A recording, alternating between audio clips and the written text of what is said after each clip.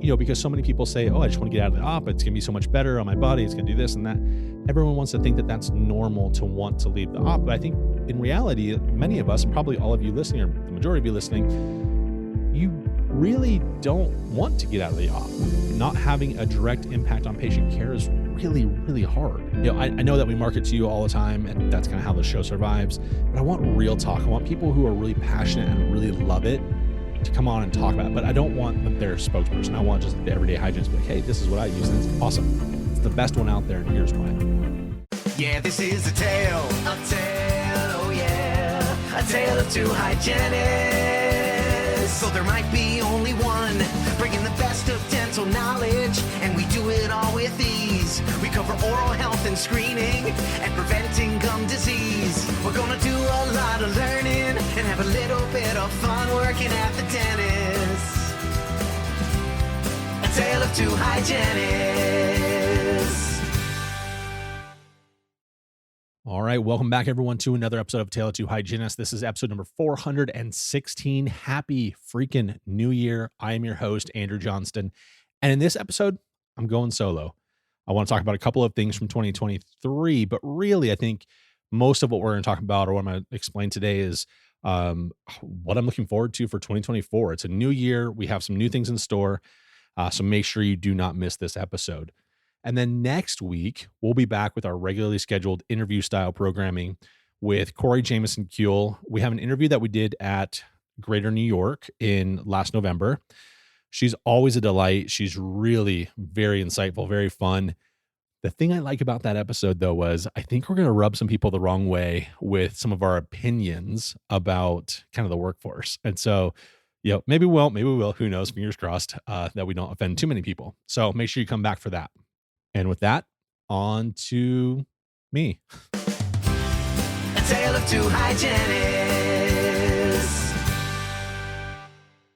All right, everyone, welcome into this part of the show. And as you know, it's normally an interview right now, but today I thought I would cover some topics that we have discussed kind of internally for 2024, and then also address some comments or questions, feedback, things I've received from you all or other people that maybe don't listen to the podcast, but that I have heard from in the last couple of months.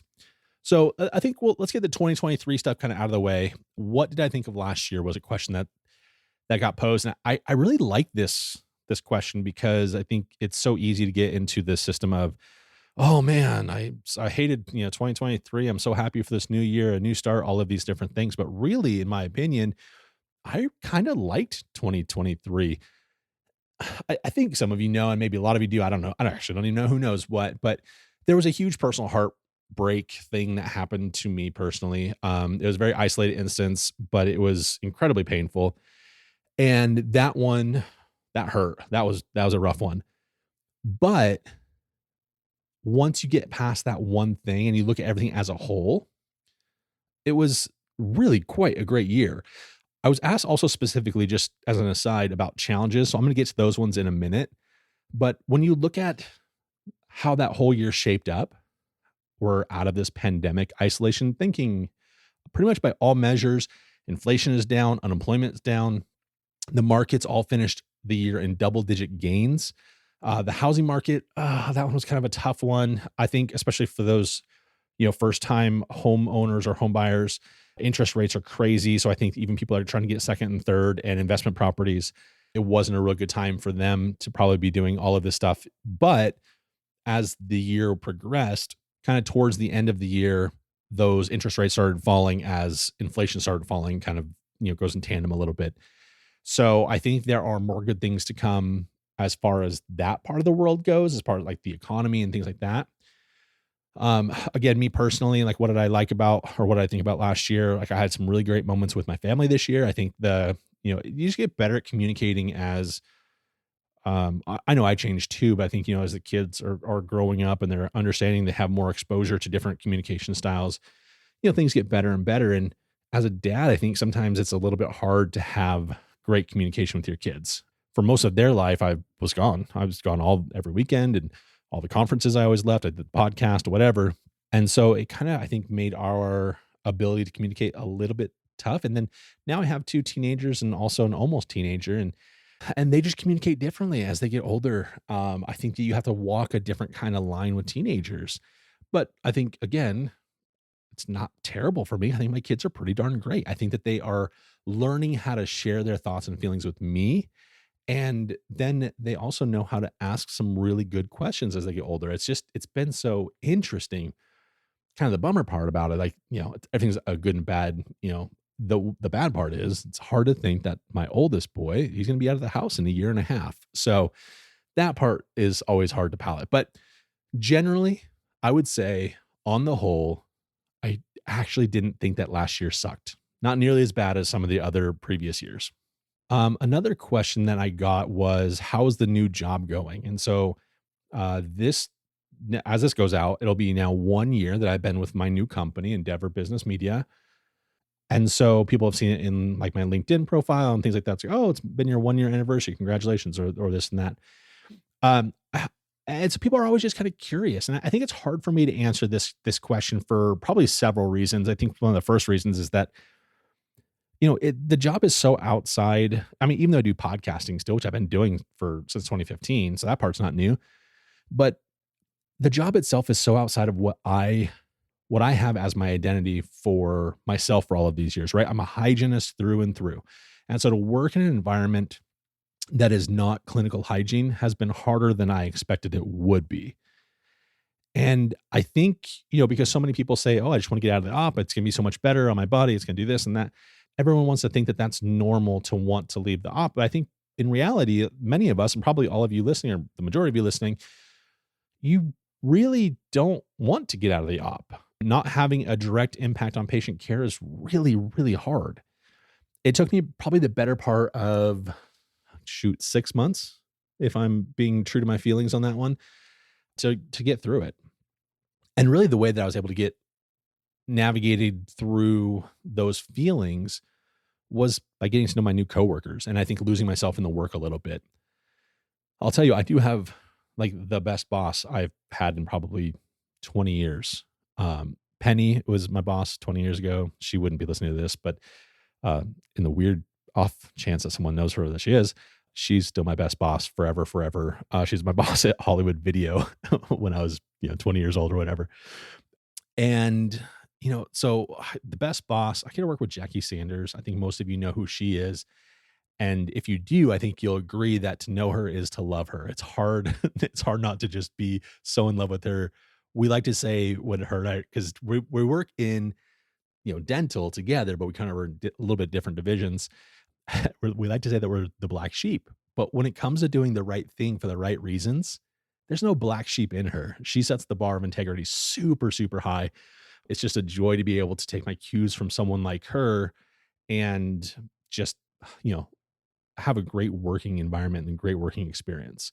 And the rest of the people I work with, I really like them all. I can't think of a single one of them that I'm like, oh man, they're a bummer. I really like them. They're fun.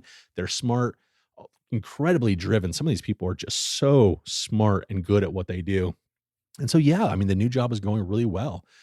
I'm really excited to see what we as a dental unit are able to create together in 2024. It's going to be a very interesting and awesome year, I think. All right. So I mentioned that there were some challenges, actually questions like, hey, what kind of challenges did you have in 2023? And I mean, really nothing pops up other than kind of like that one thing I was telling you about, the heartbreak of, losing a best friend. I think that we all kind of have struggles though in one way or another, and no year is ever going to be perfect. So when I look at 2023, it's not like I had more challenges than other years. They were just different, right?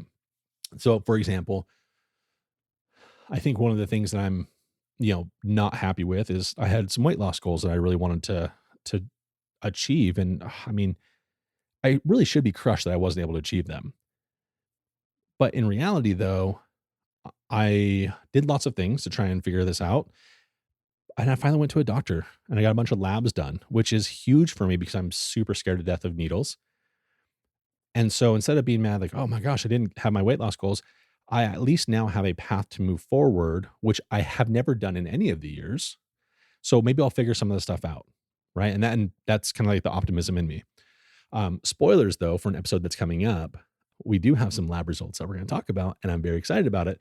And generally my labs are pretty good. So again, generally in good health. It's a balance, not where I wanted to be, but I'm not dying or anything like that. I set a goal for myself that I wanted to read more books, and of course, I didn't read nearly as many as my goal was, but I did read several, and that's huge for me because you think about, like, we go through our hygiene program, we have all of those textbooks that we're reading, right? The first several years outside of the program, you're still referring back to a lot of these books, or you're reading new literature, you're all of the journals and the periodicals, all the things that are going to help us be better and better. Like, that takes up all of our time. And even now, when I think about it, a lot of the things that I consume when I'm reading is through maybe like a website blog post, or maybe a newsletter or things like that. That's how I get a lot of my information now. And so to go sit down and read a book just doesn't really sound like something I want to do, especially if it's not about science and this and that. I think my wife's going to kill me, but I probably bought 6 or 7 different books that were recommended, kind of a different way of looking at health and looking at all these things. And unfortunately, because they just seem so darn boring, the only ones I really completed were the ones that were written by comedians. So kind of a failure there. However, I actually did complete several books, which is maybe a win. Another challenge. I didn't get a chance to bring a co-host on in 2023. That was one of my biggest goals that I really wanted to do, that I also wasn't able to achieve. But when you look at the other side of it, though, we put out some amazing shows, and because I didn't have kind of the I don't want to say it's a crutch, but maybe the crutch of a co-host, there were so many more opportunities for me to collaborate and get the support of our dental and dental hygiene community. Some really awesome people came through for me. And what an opportunity that was. I never would have taken initiative had I not, been by myself. So it's not like I didn't have challenges. I just think that there were challenges that were a little bit smaller than the ones I have had in the past, right? I mean, on this earth for so long, there's some really major challenges that you have with some serious implications. And I feel like 2023, I was able to sidestep most of those. There's still obviously several that we weren't able to do, but that's okay. So another interesting thing, I love how people are concerned or curious about my dog. And it's an interesting thing how many people, like, if I had a cat, people probably wouldn't ask me so much about a cat. But I mean, everyone loves Otis Mango Pudding, and he's doing great.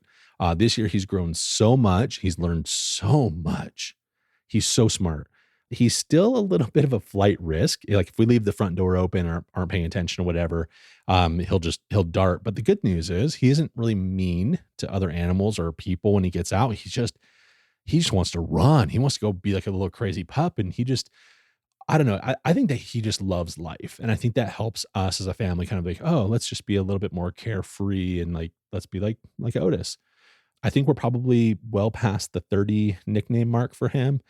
I mean, there are words that the kids come up with. I'm like, how is that even close to Otis? And they're not. It's an iteration of an iteration of an iteration, which I am sure confuses the crap out of him. But he is such a good little boy, and he's doing so awesome. So thank you for always asking about him. And he's so cute. He's just cutest. Okay, so this is one that I'm not really looking forward to tackling because it's going to take me a minute to kind of scroll through some of these things with you as I'm talking about it. But I often get asked what are my favorite episodes, or maybe a different way of asking that are like, what are the most popular episodes? So maybe not my favorite ones, but ones that were downloaded the most or talked about the most on social media or whatever. The problem is just there's so darn many. We had probably, let's say, 3 releases a week plus the bonus episodes, maybe 175 episodes released last year. So I want to say that, like, this is my favorite one, but I just don't think I could pick one and this is the best, because I'm going to forget someone or something or a topic or whatever. Also, you know how it is, like, when you're in the mood to hear from a particular person, like their delivery style is something that you really, really love. Or there's a topic that maybe your patient has gone through or you're going through, so you identify with that topic a little bit more. You can't have another, I'm just trying to think of like local anesthesia or head and neck anatomy type course or whatever. He's like, I'm not in that space anymore. I just want to talk about X. Well, it doesn't make the episode better necessarily. It just means kind of like that's what you're in the mood for. And so for me to actually pick a favorite, it's like, well, anytime I'm learning something new that I'm passionate about, is always gonna be my favorite until the next time I learn something new that I'm passionate about. And that passion changes. And so it's really hard to kind of be very specific. But as I'm kind of going through these ones in order from the beginning of the year to the end, there was a tip episode about what to do during your downtime that I really liked creating that one, but I heard a ton of feedback from you. And I think in that one is, I think the reason why I heard back was because I talked about like how many times I've failed. I've failed so many times at just about everything. And I think that you all like secretly, or maybe not secretly, maybe you just like hearing how badly like I screw up at stuff. Especially more early in my career. I don't probably talk about it as much recently, probably because it's too painful about the recent ones. But I don't mind like looking back and being like, wow, Andrew, you're an idiot. You didn't know anything. And then there's this one from the beginning of the year. It was a round table with Dr. Joy, Emily Bogey, Jason Cole from Dental Hygiene Seminars. We talked about the COVID students.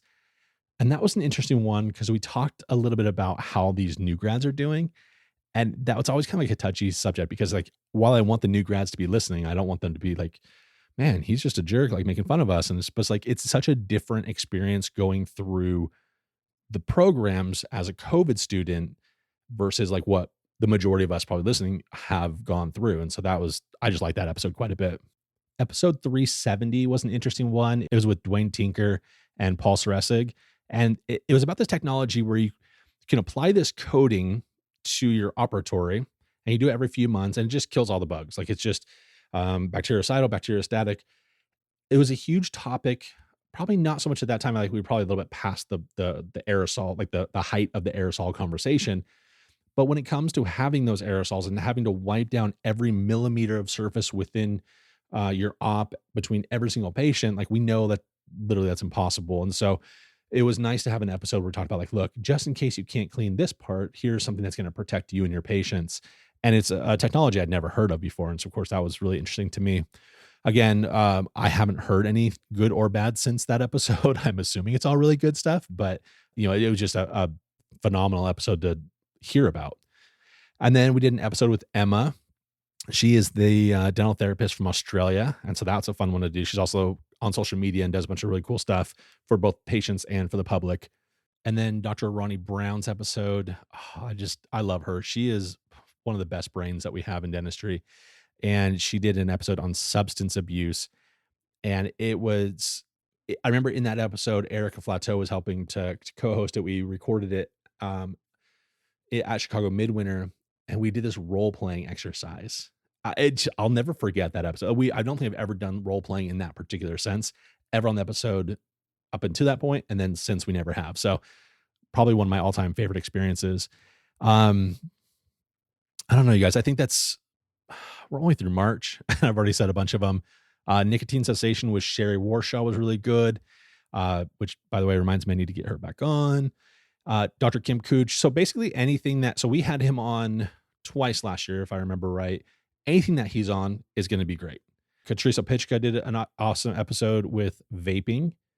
She also did an episode, what's it, HPV, I think it was, the year before, which was really good also. She's really smart. Lysandra and Debbie Z came on. We talked about new grad docs. Lanny Macbeth did Chinese tongue diagnosis. That was really fascinating. I mean, pretty much all of the bonus episodes we recorded also under one roof, those were all really fascinating and really awesome. There's some new products that I hadn't heard of before. So it was nice having like a front row seat to talk about them and what they do and how they work and things like that. I don't know, you guys, I can't go through all 175 of these. Probably I think we're just taking up your time, but like you can go into your podcast app. You can kind of scroll through ones that you might've missed, taking a chance on some of these ones that might sound a little bit interesting. We had a lot of new voices on, people that had never been on the I don't know. It was nice for them all to come on as like a new thing for me. I love, kind of always changing and modifying. And we're going to talk about that here in a few minutes as well, about what is going to change for 2024. But it's always nice to have new people, new blood on the podcast. So shout out to all of them who helped out in 2023. We can't wait to have them back in 2024. These next couple of topics, I'm going to probably kind of go a little bit faster through because there's a lot of topics and I don't want to get bogged down. The bigger question is, what am I looking forward to this year, 2024? And so I have a whole bunch of things I had written down for you all to talk about. One is a new segment called Ask the Experts. And historically with Fast Facts, it's been great. Katrina Sanders has done an amazing job for us for 3+ years, I think.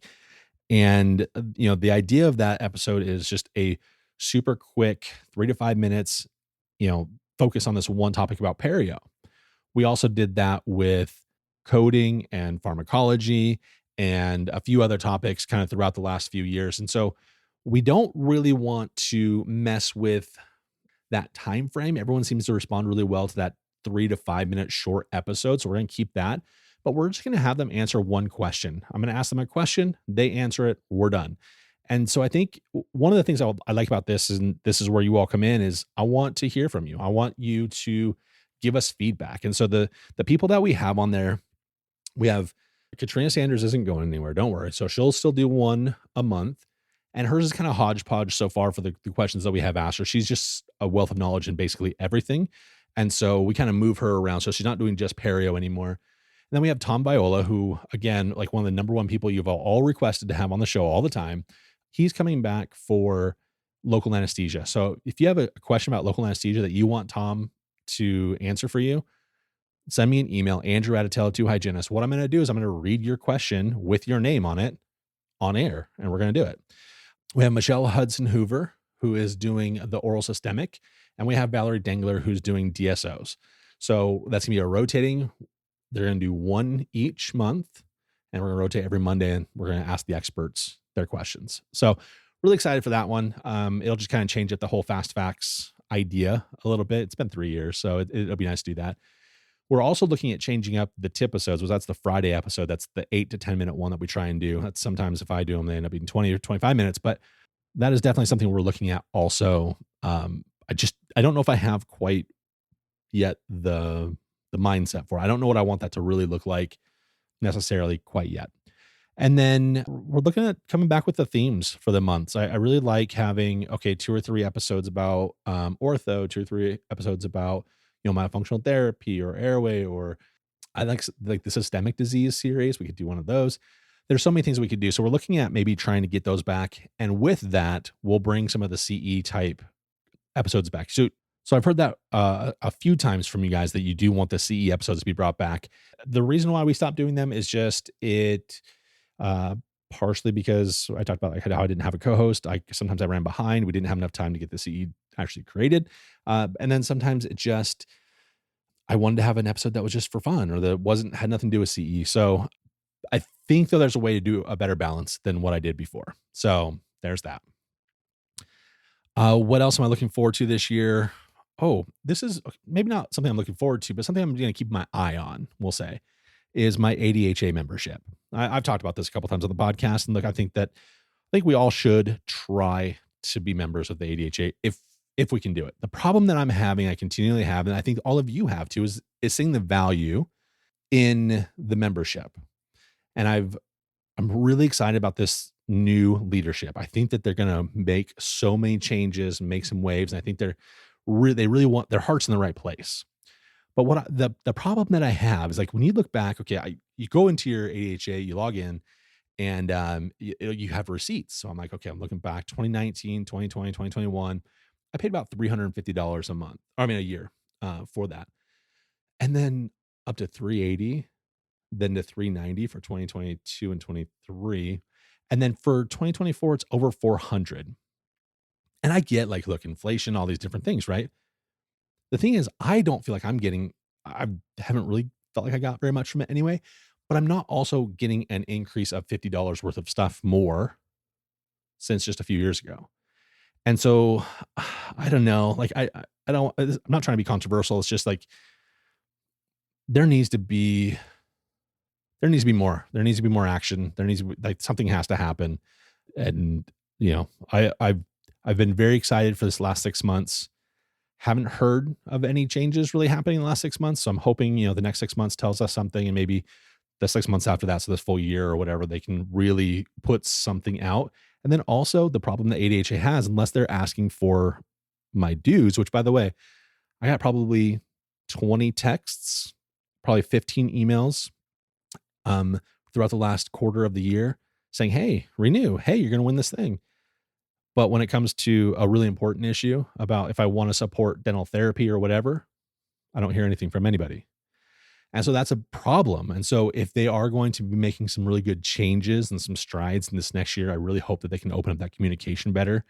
And believe you me, like I'm not just one that's going to come on and be like, oh, bad mouth, bad mouth. I have told lots of leadership people my thoughts of how I would feel better about like some of the changes that could be made for communication.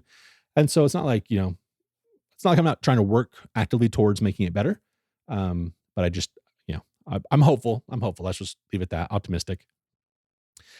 Okay. So one of the biggest things I'm looking forward to this year is the Philippines dental trip. And so in April 2024, I think I've told you this on the show a few times, but I'm going to take a group of people. I think I said 20 initially. I did hear back that there's two different boats, right? There's a group of 15, there's a group of 20.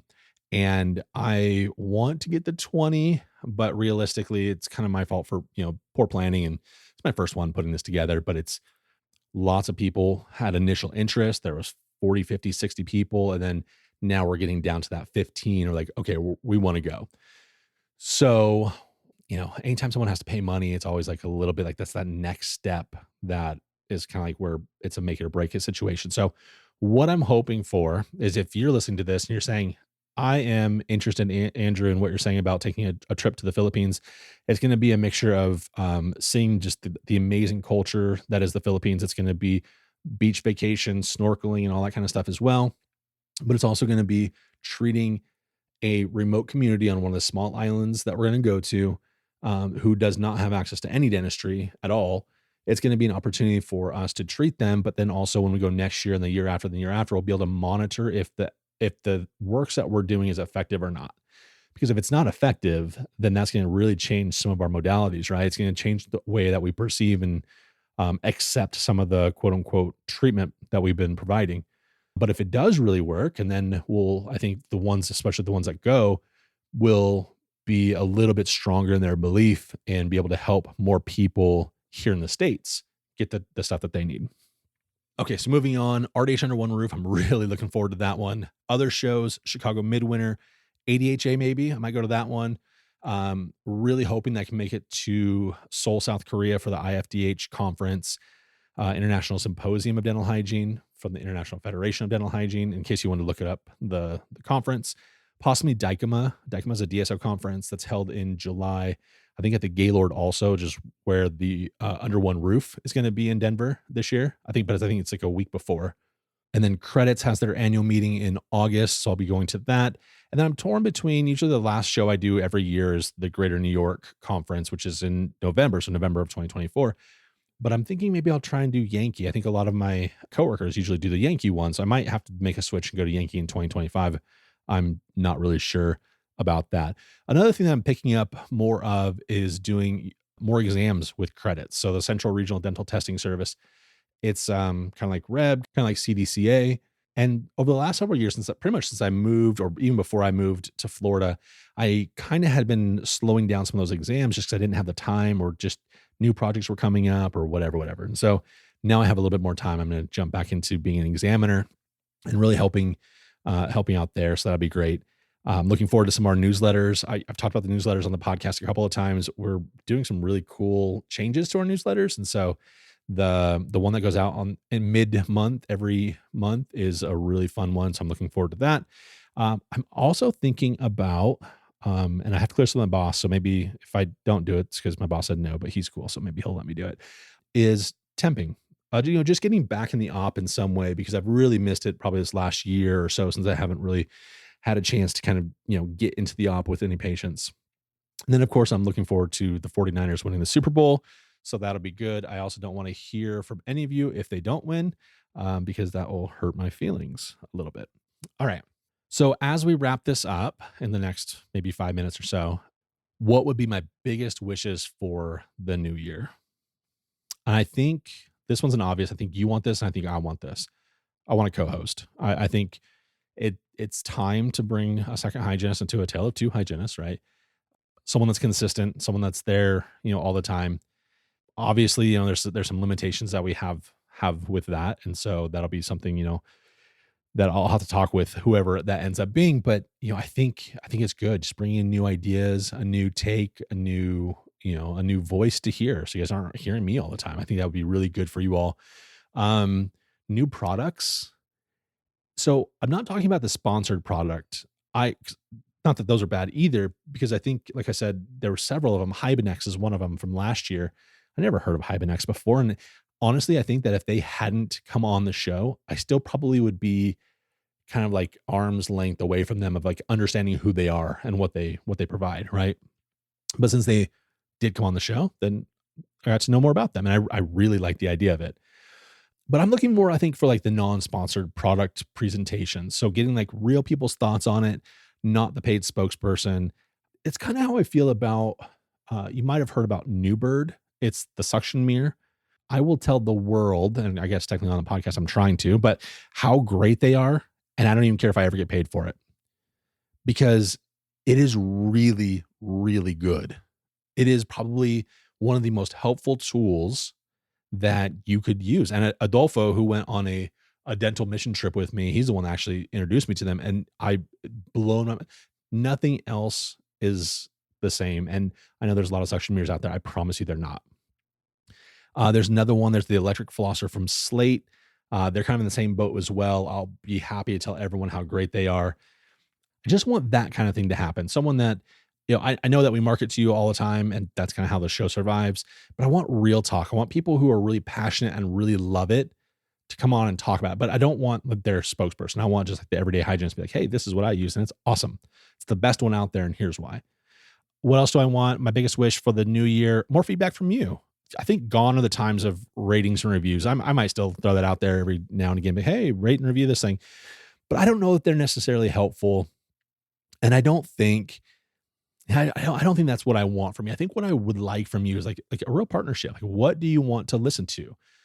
I've been very fortunate. I think you guys have been actually pretty interactive this past year, more so than I think in previous years, which is very helpful. And so thank you for that.